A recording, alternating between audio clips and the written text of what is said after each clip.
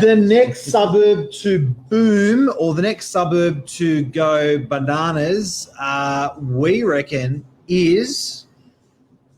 Do we have drum roll? Drum roll. Drum. Is Ingleside.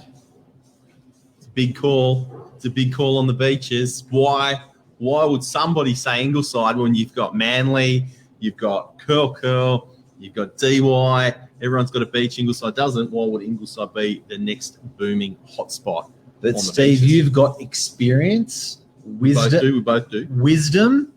Yep. And you've witnessed this exact momentum and change in your life with Warriewood. Spot on. So, guys, with Warriewood, what we've actually noticed over the years is Warriewood was a suburb that was all farms. Warriewood was a suburb that was the talk of the town. What's going to happen? What's not going to happen? Warriewood was like, it's not going to happen. It's not going to happen. It went on and on and on and on. How long did it go on for from when you started? I moved here to Warriewood back in 1987. It was a topic of discussion then. And I don't think we really saw any kind of development coming until the early kind of 2000s, and more so not even until kind of 2008, even onwards was where we saw the bulk of that activity coming through. So it was probably and this can go for anyone who's, I think if you're anywhere in Sydney or if you're anywhere in Australia, you can actually see suburbs go through this transition or through this morph.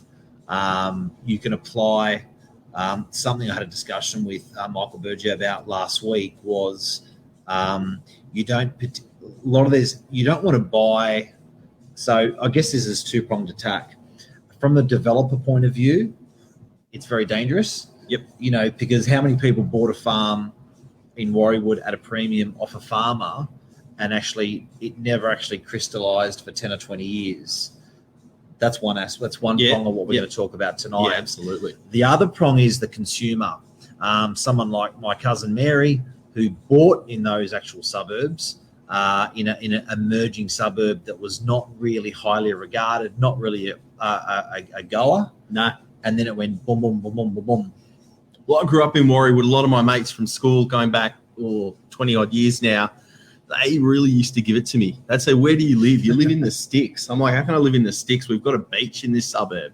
But that was Warriewood. It was primarily a rural suburb.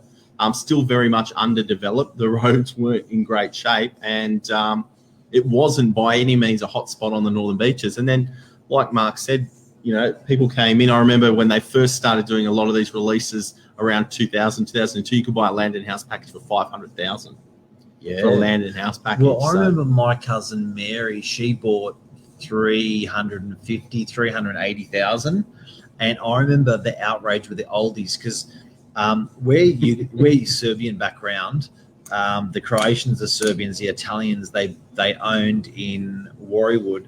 The farmers didn't even rate it as a great place to live. They owned like 5 acres, and they were telling like family and friends. Whenever I had family or friend buy like a single house off the developer, they were like, "Why would you pay that? Why would you want to live there?" But it's been a good story. Really good. I've got some data behind it too. Like maybe we're jumping the gun a bit as well. But there was a home recently sold on Warriewood Road. So for those that don't know it, it is. It's not a super busy road, but it does feed through the suburb, one of the main feeder roads through that suburb. Now, back in 2012, there was a development in there, and an owner was lucky enough to buy a block of land in there for $635,000. So this is 2012, roughly 10 years. Let's just say 10 years ago. I don't know the build cost of homes then, but I'm going to add a build cost of an approximate home today of, say, $600,000. So that buy was probably in for $1.2 million 10 years ago in 2012. 5 years later, 2017, that home again traded for $1,890,000. So they did about what, 700,000? Made half a bar, 700 grand. Yep. Now that traded again only last month for 2.795. Shit. So about 900,000 again on top. So these suburbs, and this is my personal belief behind it. Maybe getting off topic, Mark, but the newer suburbs, I love them. because there's modern planners, town planners working on this.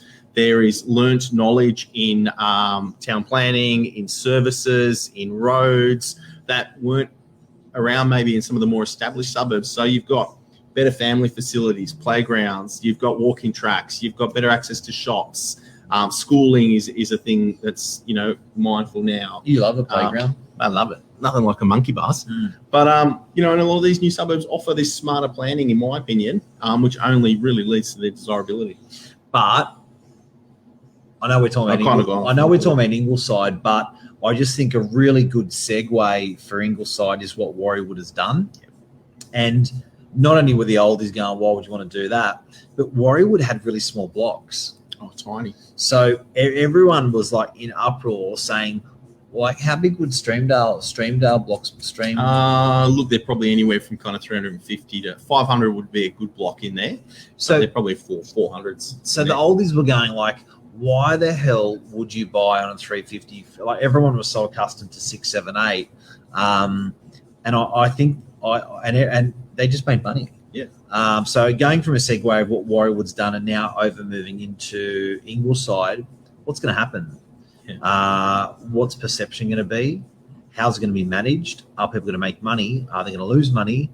I think it's a really, really interesting topic. Now, at the moment, I think there's a plan at the moment talking about 900, 1,000 homes going into that area. Yep. If you are not from the Northern Beaches, where Ingleside is Monavale, DY, Monavale, Narrabeen, and Ingleside make a triangle in a way. So Monavale is that sort of northern end of the beaches. So north. Oh, too far. Come on, it's not that far. Narrabeen Beach is sort of pretty close to Collaroy DY. Yep. And it's up on the hill. So it's elevated. It's probably Warriewood is in a bit of a gully. Yeah. And it had the sewage plant. The valley. We call it the valley. The valley. This is quite elevated, sitting up high. Now, if I had a crystal ball, I reckon the blocks are going to be really small. You're right. And what the indicators were from state government earlier was there was actually going to be a whole mix of real estate through there. Medium density and then larger lot residential, smaller lot residential. But you're right. These developers, it's all about density for them. So, yeah. And that's the trend, to be honest. How many of us have time? When's the last time, I hope you can answer this the right way, when's the last time you mowed your lawn? Yeah. People don't have time as much as we used to. Nah. We'll say it was a while ago. It was in 19. The purpose of the question was... It was in the 80s. Oh, there you go. Excellent. It was my dad's lawn. I hope you do a good job. Yeah, I sort of stuck to units. But what I'm trying to say is a lot of people are time poor now when they're at home. It's changed. They're not. Yeah, we're not.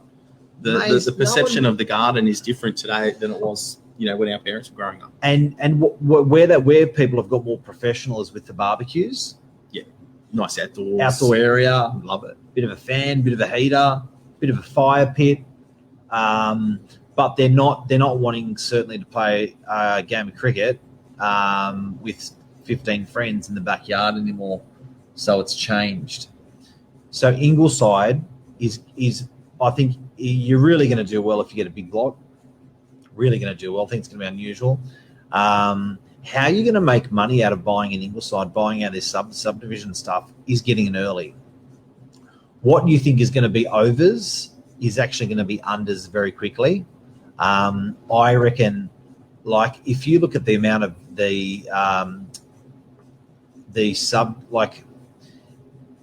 how many went into Warriewood? How many properties? How many dwellings?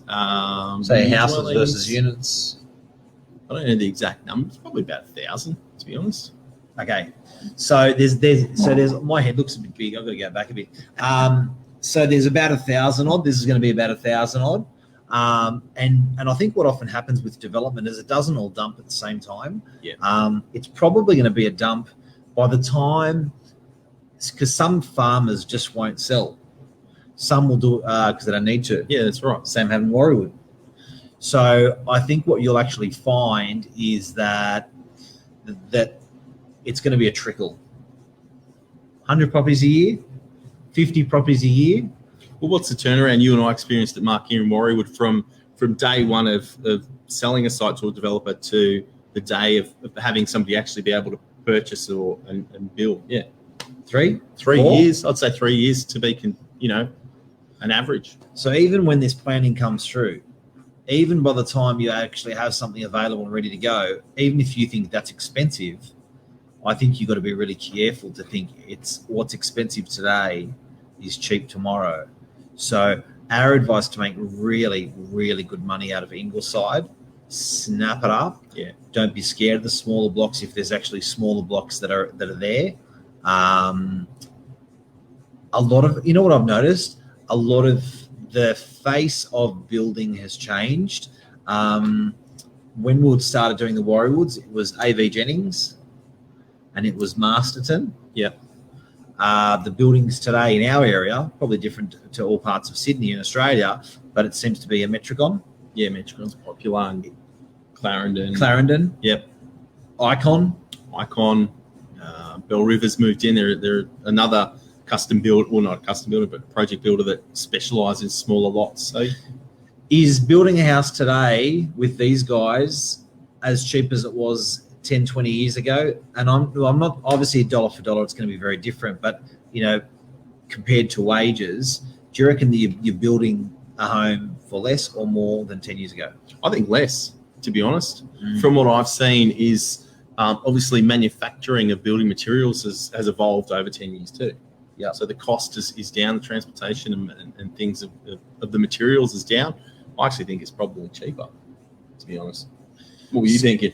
Yeah. More, yeah. You reckon it is? I don't know whether it's pre-manufactured frames. There's less labour on the sites than there was maybe. It feels like it's more. It's the decision process is easier to build a new house these days as well, where you can literally go that in a day, whereas 10, 20, 30 years ago, it was a much longer process where you actually pay as you go, you choose as you go.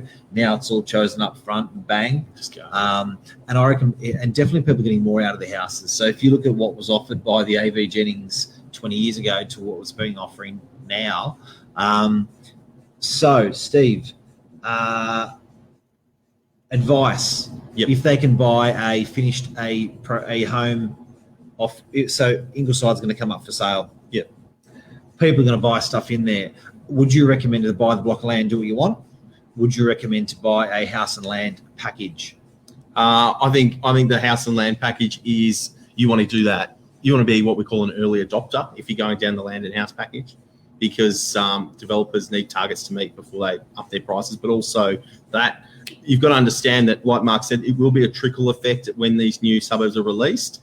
And the first trickle will actually set the barometer for the second trickle and the third trickle and the fourth trickle.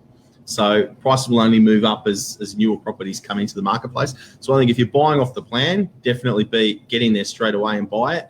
But I am very, very, I'll say I'm an advocate for building your own home.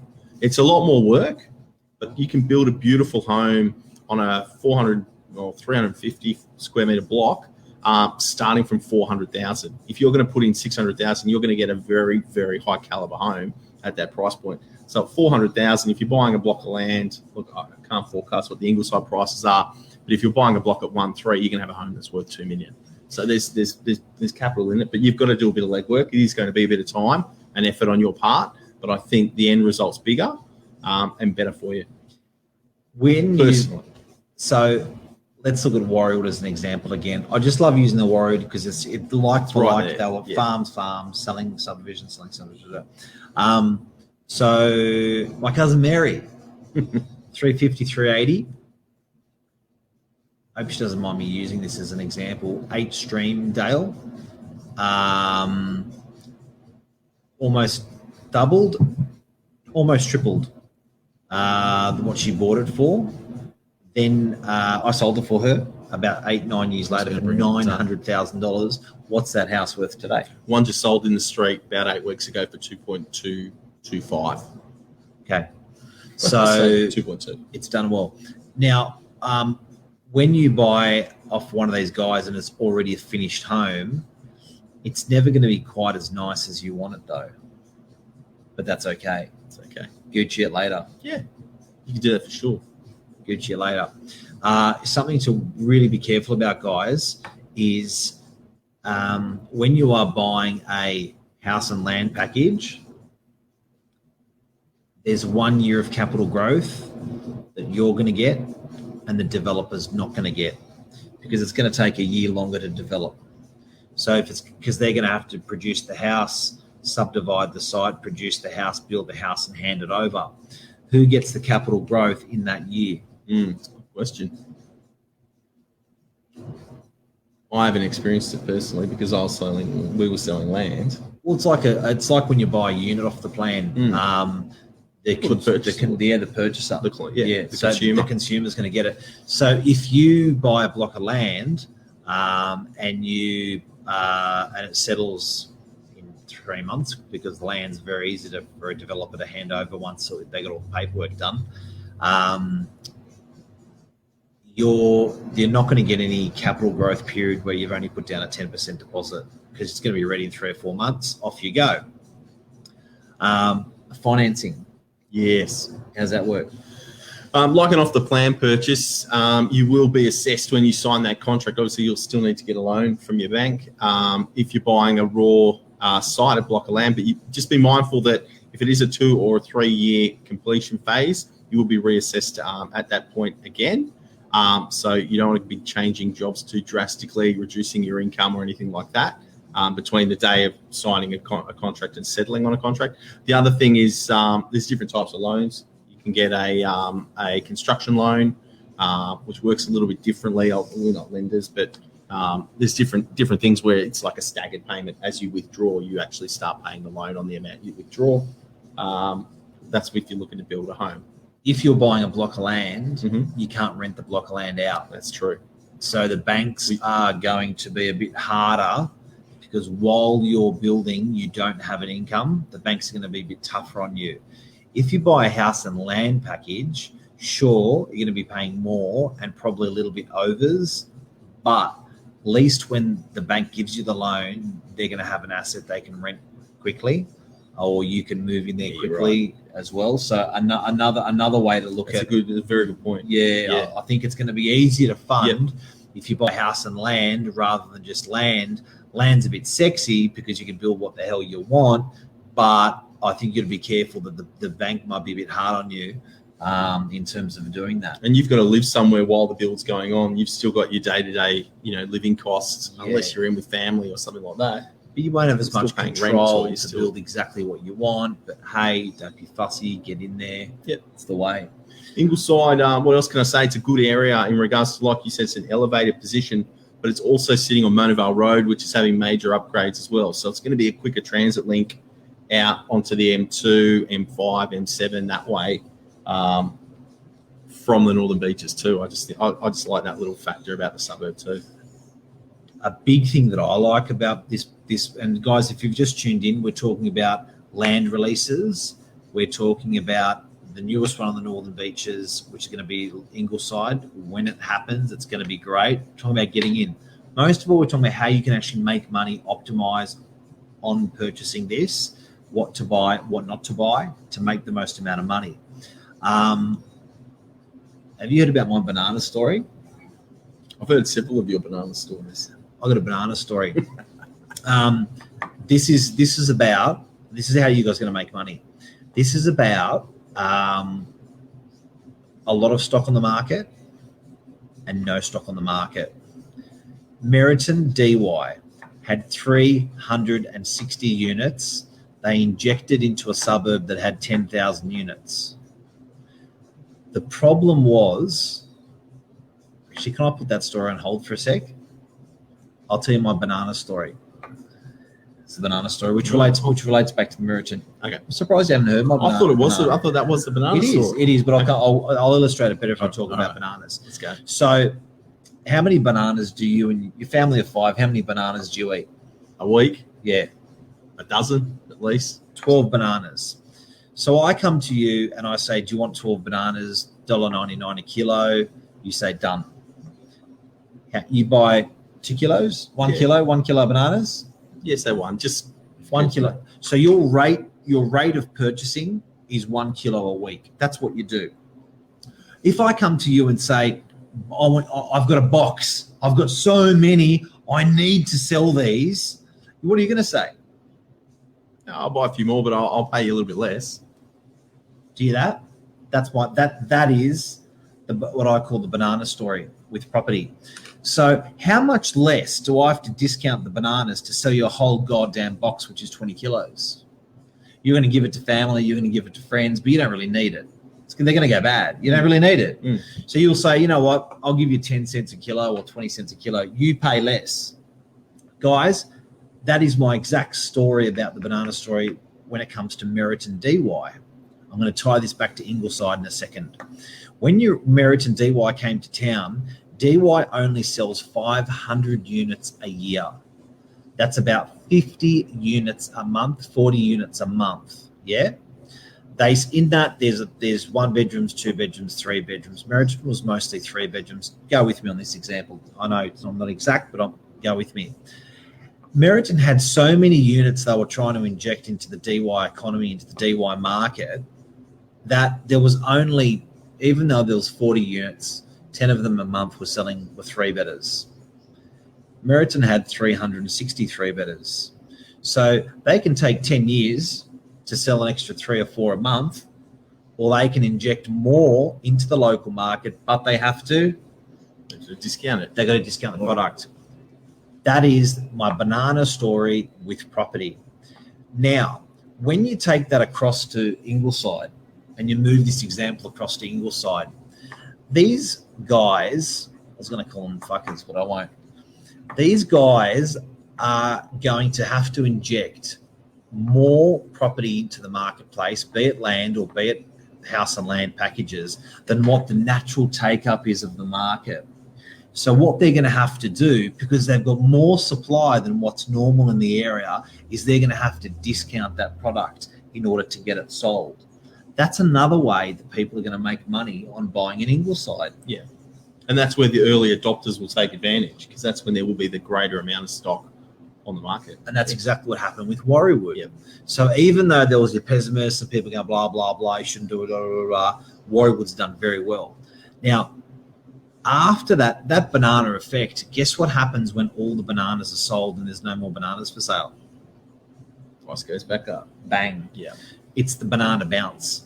So, so what we saw happening take you back to Meriton in DY, is once Meriton was sold out, once all the 3-bedders were gone, and it went back to its normal 500 unit sales a year, not 550 or 580 because there was Meritons, went back to its stabilised to its normal price, and there was no more Meriton 3-bedders available. Suddenly, all of the units in DY, the 3-bedders, went up automatically by 10 or 20%. Bang.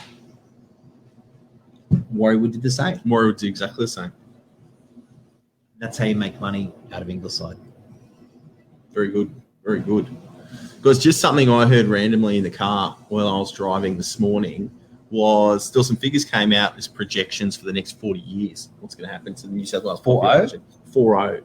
So they're predicting by 2061, 40 years from now, New South Wales will have a population of 11.5 million. That's up about 3.3 million from today's numbers. And here we are, the life expectancy is also going to be up. Women up to 92 years, men 89 years. So we need more houses because of life expectancy alone. New South Wales will need up to 1.7 million additional homes by 2061. The Northern Beaches, I don't think we have a lot of room for 1.7 million new homes. So again, the proximity to the water, our lifestyle that we sometimes take for granted on the Northern Beaches is a key to Ingleside. When I look at the Northern Beaches and what's remaining, really, Ingleside, the next suburbs, Terry Hills to a degree, and Belrose are probably 3 that I could earmark as future development suburbs. But beyond that, I don't know a whole lot more that can really accommodate homes in regards to land or houses. And who's going to be the target market for these house and land packages? The people that are going to be living in a modest 3-bedroom home. They need more size, they need more room. They're considering extending their home. They're considering moving to a bigger home. This is going to be a perfect opportunity again, just like Warriewood. I hope we've educated you tonight. I hope we've helped people out there. If we haven't educated you, maybe you've got a friend or family you can send this to. All about Ingleside, where Ingleside is going. It's going to happen. It's been the talk of the town for a while, and boy, has it really heated up in the last couple of weeks. Pretty exciting times for everyone. Definitely, guys. If we can help you, please call us. We've been through this journey in Warriewood. We're looking forward to the journey in Ingleside as well. If you're a developer, we'd love to help you. Love to. See you, everyone. Thanks, guys. Thank you, Mr. Bubalo. Thank you. The Bubalo.